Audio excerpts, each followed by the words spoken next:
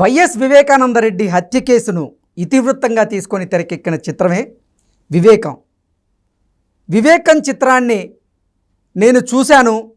వివేకం చిత్రంలో చూయించింది చాలా తక్కువ, కానీ రియాలిటీ ఇంకా ఘోరంగా ఉంటుంది అంటూ కూడా సంచలనమైనటువంటి వ్యాఖ్యలు చేశారు సునీతారెడ్డి గారు. ఈ నేపథ్యంలో ఈ అంశానికి సంబంధించి మనతో మాట్లాడేందుకు ప్రముఖ సీనియర్ జర్నలిస్ట్ దుర్గాకుమార్ గారు మనతో ఉన్నారు. సార్తో మాట్లాడారు. సార్ నమస్తే. సార్ నమస్కారం. కృష్ణ గారు, వీక్షకులకు కూడా నమస్కారం. సార్, వైఎస్ వివేకానందరెడ్డి హత్య కేసును ఇతివృత్తంగా తీసుకొని తెరకెక్కిన చిత్రమే వివేకం. వివేకం చిత్రాన్ని చూశాను. వివేకం చిత్రంలో చూపించింది చాలా తక్కువ, రియాలిటీ ఇంకా ఘోరంగా ఉంది అంటూ కూడా కొన్ని ఆసక్తికరమైనటువంటి, కొన్ని వివాదాస్పదమైనటువంటి కామెంట్లు చేశారు వివేక గారి కుమార్తె సునీత గారు.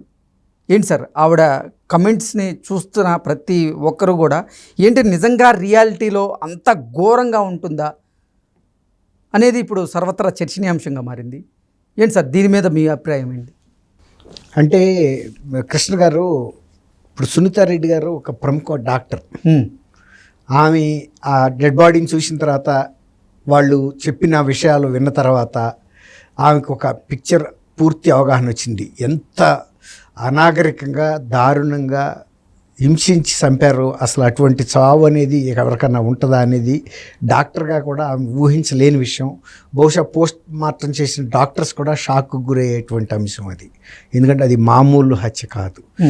ఆ హత్యలో సగంలో ఆపి ఆయనతోనే లెటర్ రాయించారంటే, నరికిన తర్వాత అసలు అంత నరుకుడికి గురైన వ్యక్తి ఏ విధమైన షాక్లో ఉంటాడు. తర్వాత ఆయన చుట్టూతా ఉన్న వాళ్ళంతా కూడా మళ్ళీ చంపటానికి సిద్ధంగా ఉన్నారు. ఎవరు కూడా ఆయనకి సహాయం చేసే పరిస్థితి లేదు. ఆయన ఆ ప్రాంతానికి ఒక రాజులాగా బతికిన వ్యక్తి, ఒక నిస్సహాయుడైపోయి ఆ రూమ్లో బందీ అయిపోయి ఉన్నాడు. కనీసం మూలగటానికి లేదు, అబ్బా అంటానికి లేదు, ఏం లేదు. అయినా కూడా ఆ లెటర్ కూడా వాళ్ళు చెప్పినట్టు రాశాడు, సంతకం కూడా పెట్టాడు. ఎట్లాంటి మానసిక పరిస్థితి ఉంటుంది, ఎంత శారీరకంగా ఎంత బాధని ఎదుర్కొంటాడు, మానసికంగా ఎంత క్షోభను ఎదుర్కొంటాడో మీరు ఆలోచించండి. గతంలో మొఘలాయిల రోజుల్లో ఆ కుటుంబాల్లో ఇలాంటి రాజకీయ హత్యలు జరిగినాయేమో కానీ, మాకు వచ్చిన తర్వాత నాకు ఇప్పటికే 66 ఏళ్ళు. చంపితే కక్షతో స్పాట్లో చచ్చిపోయేటట్టు చంపేశారు, కానీ ఇలా మనిషిని చిత్రవధ చేసి చంపటం, అందులో ఆయన నిద్రపోతున్న టైంలో అసలు ఆయనకి ఏ విధమైనటువంటి ఫ్యాక్షన్ తగాదాలతో జరిగితే అది వేరే మాట.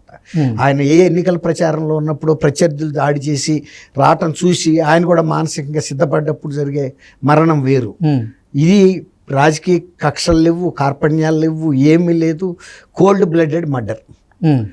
చాలా ఒక పథకం ప్రకారం వ్యూహరచన చేసి ఆయన్ని ఎందుకు చంపాలి, ఎట్లా చంపాలి అనేది ఒక వ్యూహంగా చంపారంటే, నేనైతే ఆ సినిమా చూడలేదు కానీ కొన్ని టీజర్లు చూసా అండి, నాకు అర్థమైపోయింది. ఎందుకంటే నేను కూడా ఇలాంటి సంఘటనలు నా కళ్ళతో కూడా నేను చూసినవి ఉన్నాయి.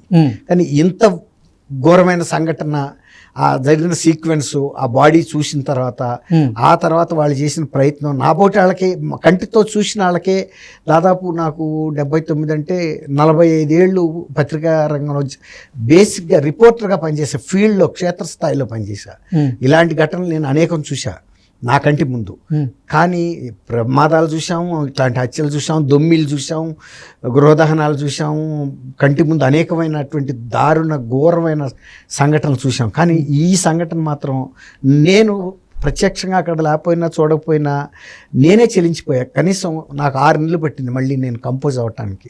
ఎందుకంటే వివేకానంద రెడ్డి గారు తెలుసు వ్యక్తిగతంగా, ఆయన బాడీ లాంగ్వేజ్ తెలుసు, ఆయన ప్రవర్తన తెలుసు, ఇతరుల పట్ల ఆయన ఎలా మన్ననగా వ్యవహరిస్తాడో తెలుసు, పేదల పట్ల ఎంత ఆదరణగా ఉంటాడో తెలుసు. ఎవరు సహాయం కోరొచ్చినా, వాళ్ళు టీవీఎస్ మోపెడ్ వేసుకొచ్చినా కూడా ఆయన కారు తీయాలి లేదు అని అనుకుండా ఆ టీవీఎస్ మోపెడ్ మీద కూడా ఎక్కి ఎంఆర్ఓ ఆఫీస్కో, ఆర్డీఓ ఆఫీస్కో, పోలీస్ స్టేషన్కి కూడా వెళ్ళి వచ్చే మనిషి.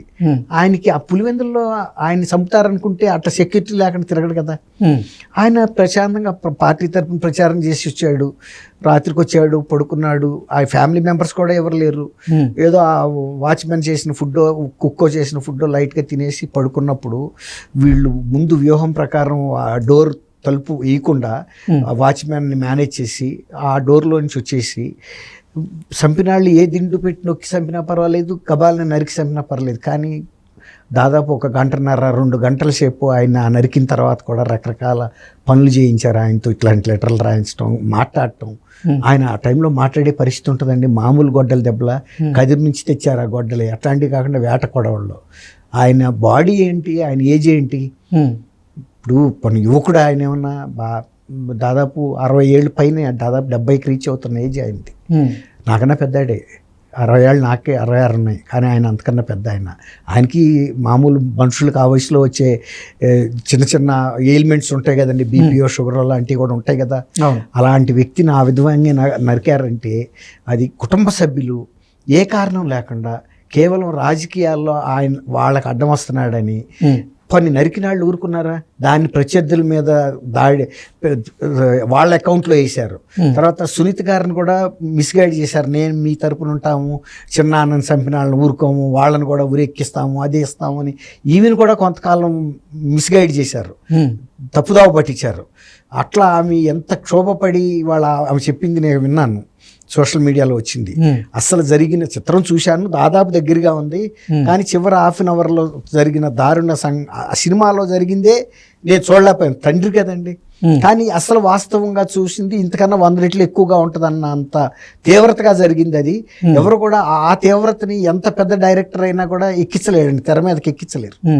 అర్థమైందా? అట్లాంటి దారుణమైన సంఘటన అది జరిగిన తర్వాత దాన్ని కప్పిపుచ్చడానికి చేసిన ప్రయత్నం, ఒక శవానికి కట్లేసి దాని చుట్టూ గాజుగుడ్డ పెట్టి కట్టి పూలదండలేసి ఏదో ఒకటి సెంటు కొట్టి, తర్వాత ఈ నేర ప్రదేశంలో ఉన్న రక్తపు మడుగులన్నీ తుడిచేయించి, రక్తం అయిన దుప్పట్లు తీసేయించి, WC ప్లేటు, వెస్ట్రన్ ప్లేట్ మీద పడ్డ రక్తాన్ని ఇవన్నీ కడిగి, అంటే ఎంత కుట్రపూరితంగా వ్యవహరించారనేది ఆమెకి ఇంకా బాధ కలిగిస్తుంది. కొన్ని నరికేసి వెళ్ళిపోతే పర్వాలేదు, లేకపోతే మేమే నరికామన్నా పర్వాలేదు, మాకు సంబంధం లేదన్నట్టున్నా పర్వాలేదు. కానీ అవతల వాళ్ళ మీద నిందేసి కేసుని తప్పుదోవ పట్టించడం, ప్రజలను తప్పుదోవ పట్టించడం, అసలు ఏం నిర్దోషుల్ని హంతకులుగా చూపించడం, అది అడ్డం పెట్టుకుని ఆమె అంతా చూసారా, పునాదుల్ని వివేకానంద రెడ్డి గారి రక్తాన్ని పునాదులుగా వాడుకుని వైఎస్ఆర్సీపీ ఆ పునాదుల మీద నీవు చెప్పిందంటే అది ఎంత బాధాకరమైన విషయం అండి. ఇప్పటికీ అదే పునాదుల మీద వాళ్ళు వెళ్ళాలనుకుంటున్నారు, కానీ ప్రజలతో మంచి సంబంధాలు పెట్టుకుని ప్రజలకి మేలు చేద్దామని కాదు. ఎక్కడన్నా ఒక శవం పడిందంటే గబుక్కుని అటు పరిగెత్తున్నారు. మొన్న గీతాంజలి అని తెనాల్లో ఎవరు దోశారో తెలియదు, భార్గవ రెడ్డి వెళ్ళి అక్కడ పెద్ద ఇది చేశాడు. పోనీ సిబిఐ ఎంక్వైరీ అడిగాడా? ఇప్పుడు ఆంధ్రప్రదేశ్ పోలీసుల మీద జగన్మోహన్ రెడ్డి గారికి నమ్మకం లేదు, ప్రజలకి నమ్మకం లేదు.